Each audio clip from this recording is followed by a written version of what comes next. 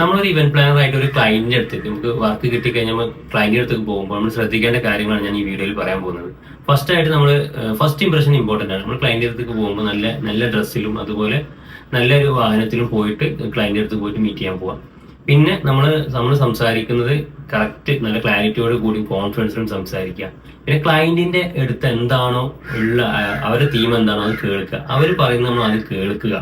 Okay, അവരെ wedding അതുപോലെ മറ്റേത് ഇവന്റ് ആണെങ്കിലും അതെങ്ങനെയാണ് അവർ പ്ലാൻ ചെയ്യുന്നത്, സ്റ്റേജ് എവിടെ, അത് സ്റ്റേജിന്റെ കളറ് കാര്യങ്ങൾ, അതുപോലെ കേറ്ററിംഗിന്റെ കാര്യങ്ങൾ, ഫുഡിന്റെ കാര്യങ്ങളെല്ലാം നമ്മൾ കേൾക്കാൻ ശ്രമിക്കുക.